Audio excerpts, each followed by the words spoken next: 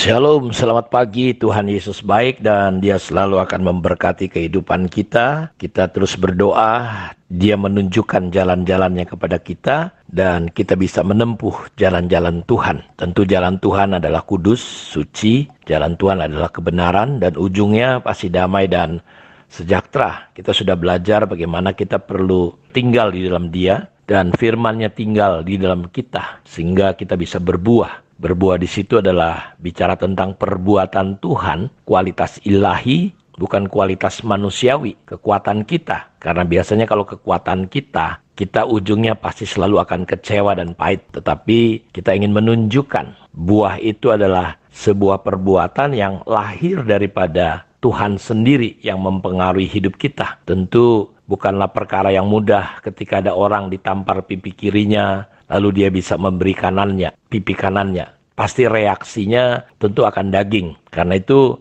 penting sekali untuk kita terus belajar bagaimana kita bisa mengenal Tuhan melalui firman-Nya. Nah, dalam kitab Mazmur, kalau kita lihat sebentar, mari saya ingin ajak kita membaca Mazmur pasal yang ke-19. Dikatakan di sini, kemuliaan Tuhan dalam pekerjaan tangannya dan dalam Tauratnya untuk memimpin biduan Mazmur Daud. Langit menceritakan kemuliaan Allah, cakrawala memberitakan pekerjaan tangannya. Hari meneruskan berita itu kepada hari dan malam menyampaikan pengetahuan itu kepada malam. Tidak ada berita dan tidak ada kata, suara mereka tidak terdengar, tetapi gema mereka terpancar ke seluruh dunia dan perkataan mereka sampai ke ujung bumi. Ia memasang kemah di langit untuk matahari, yang keluar bagaikan pengantin laki-laki yang keluar dari kamarnya. Girang bagaikan pahlawan yang hendak melakukan perjalanannya. Dari ujung langit ia terbit dan ia beredar sampai ke ujung yang lain. Tidak ada yang terlindung dari panas sinarnya. Taurat Tuhan itu sempurna, menjegarkan jiwa. Peraturan Tuhan itu teguh, memberikan hikmat kepada orang yang tak berpengalaman. Titah Tuhan itu tepat, menyukakan hati. Perintah Tuhan itu murni, membuat mata bercahaya. Takut akan Tuhan itu suci, tetap ada untuk selamanya. Hukum Tuhan itu benar, adil semuanya. Lebih indah daripada emas, bahkan daripada banyak emas tua. Lebih manis daripada madu, bahkan daripada madu tetesan dan sarang lebah. Lagi pula hambamu diperingatkan oleh semuanya itu, dan orang yang berpegang padanya mendapat upah yang besar. Siapakah yang dapat mengetahui kesesatan? Bebaskanlah aku dari apa yang tidak kusadari. Bapak Ibu, kita melihat bahwa untuk mengenal Tuhan, sebenarnya kita bisa mengenali Tuhan, ada istilahnya wahyu, inspirasi secara umum. Tentu tidak ada seorang pun yang bisa mengenal Tuhan kalau dia tidak menyatakan dirinya kepada kita. Tuhan memberikan revelation, wahyu kepada kita. Bisa kita lihat itu melalui umum, secara umum. Dan secara khusus adalah lewat firman-Nya. Secara umum adalah lewat alam semesta. Karena apa yang dapat mereka ketahui tentang Allah nyata bagi mereka, sebab Allah telah menyatakannya kepada mereka. Sebab apa yang tidak nampak daripadanya, yaitu kekuatannya yang kekal dan keilahiannya dapat nampak kepada pikiran dan karyanya sejak dunia diciptakan, sehingga mereka tidak dapat berdalih. Roma pasal 1 ayat 19-20. Jadi tidak ada cerita untuk orang tidak mengenal Allah. Allah itu dapat dikenal, dapat dilihat lewat pewahyuan secara umum, yaitu lewat alam semesta. Karena itu, apa yang tidak nampak daripadanya, daripada Tuhan, yaitu kekuatannya yang kekal dan keilahiannya, sebenarnya kekuatan dan keilahiannya dapat nampak kepada apa? Pikiran dari karyanya sejak dunia diciptakan. Ini menarik sekali. Sehingga orang sebenarnya nggak bisa boleh berdalih lagi. Lewat alam semesta kita bisa melihat Tuhan. Saya ingat ketika di Padang, selesai pelayanan dibawa jalan ke tepi pantai, laut itu langsung laut lepas. Sementara saya sedang duduk di batu yang besar, saya terharu sampai di atas batu itu saya menangis. Kenapa? Hanya dengan melihat ciptaan Tuhan, batu yang besar itu, saya bisa melihat Tuhan yang maha besar. Saya menitikan air mata. Jadi kita bisa melihat Tuhan melalui ciptaannya.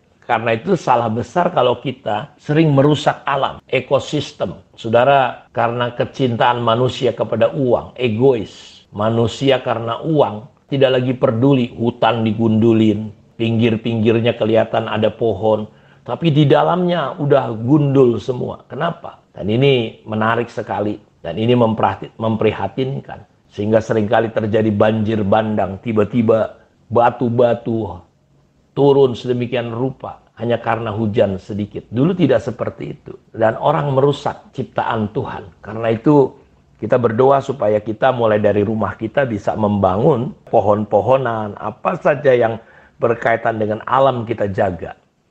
Ketika saya ketemu dengan orang Australia yang cinta lingkungan, ya, dia berkata ketika melihat sungai Bahbolon yang ada di Pematang itu, dia berkata, waduh ini butuh ribuan tahun untuk memulihkan sungai itu menjadi bagus lagi. Karena semua masyarakat buang sampah sembarangan, ada beling, ada segala macam. Dia berkata, waduh ini pemulihannya cukup panjang. Jadi banyak orang sudah tidak lagi bisa melihat Allah lewat ciptaan-ciptaannya. Makanya kemarin ada ilustrasi tentang seorang ilmuwan ketika dia datang melihat gerejanya yang dulu di kampung, di desa. Dia meremehkan pendetanya yang dulu. Dia berkata, kok pendeta sampai hari ini masih tetap kecil gerejanya. Saya sudah bawa orang ke bulan. Saya cerita tentang ya banyak planet-planet lain. Dia berkata, apa yang pendeta sudah lakukan? Dia berkata, di mana surga itu kalau ada? Pendeta berkata, ya surga nggak bisa dilihat. Kamu bisa bawa orang ke bulan, tapi kamu nggak bisa bawa orang ke surga. Surga nggak bisa dilihat dengan mata jasmani. Dari situ dia merasa terpukul, dan akhirnya dia merendahkan hati, minta didoakan, sehingga dia menjadi seorang ilmuwan yang beriman. Jadi bukan hanya berilmu, tapi beriman. Banyak orang berilmu, tapi tidak beriman. Ada orang beriman, tapi juga nggak berilmu. Nah, dua-duanya juga penting. Hingga satu hari ketika dia diundang bicara di antara para ilmuwan yang lain, 1000 ilmuwan yang hebat-hebat kumpul di Jerman. Ketika dia memberikan ceramah, dia membawa sebuah lilin. Di akhir ceramahnya dia hidupkan lilin itu. Dia bertanya, menurut para ilmuwan yang hadir waktu itu, lebih terang mana matahari dengan cahaya daripada lilin itu? Semua sepakat bahwa matahari jauh lebih bersinar, jauh lebih hebat daripada cuma sebuah lilin ini. Terus dia berkata, bayangkan lebih besar mana lilin dengan yang menciptakan matahari. Saudara, mereka terbuka pikirannya. Mereka memberi applause, standing applause. Mereka berdiri. Dengerin baik-baik Bapak Ibu, bahwa matahari dengan lilin itu lebih terang matahari. Bayangkan yang menciptakan, sang pencipta yang menciptakan matahari itu lebih dari segala-galanya. Dan otak kita, pikiran kita ini cuma sebatas lilin yang kecil. Kita sulit akan memahami Tuhan tanpa kerendahan hati. Sebenarnya hanya dengan melihat ciptaan-ciptaannya, seperti kata Roma ini, kita bisa melihat kekuatan kekal dan keilahiannya. Dari mana? Dari alam semesta. Karena Tuhan bisa kita kenali lewat alam semesta yang ada kita lihat. Bangun pagi, lihatlah matahari, lihatlah langit, lihatlah udara. Banyak hal yang kita bisa kenali Tuhan. Sehingga kita bisa berhubungan dengan Allah hanya dengan melihat alam. Kita melihat Allah yang besar. Kiranya hal ini akan membukakan kita dan menolong kita untuk terus haus dan lapar untuk mengenal Allah. Tentu ini dalam koridor firman juga. Karena itu si pemazmur dalam Mazmur pasal 19 itu berkata bahwa Tuhan, cakrawala, langit menceritakan kemuliaan Allah. Cakrawala memberitakan pekerjaan tangannya. Hari meneruskan berita itu kepada hari. Dan malam menyampaikan pengetahuan itu kepada malam. Tidak ada berita, tidak ada kata. Suara mereka tidak terdengar. Tapi gema mereka terpancar ke seluruh dunia. Perkataan mereka sampai ke ujung bumi. Saya berdoa biar kiranya Tuhan memberkati kita semua. Kita bisa menghargai alam ciptaan Tuhan. Karena dengan itu kita bisa mengenali Dia. Tuhan memberkati kita. Mari kita berdoa. Tuhan, terima kasih. Dimanapun kami berada, Tuhan jamah. Tuhan berkati anak-anak-Mu. Biar Tuhan lawat kami semua. Terima kasih. Kami bersyukur kepadamu ya Bapa. Di dalam nama Tuhan Yesus kami berdoa. Amin. Tuhan memberkati kita semua. Shalom.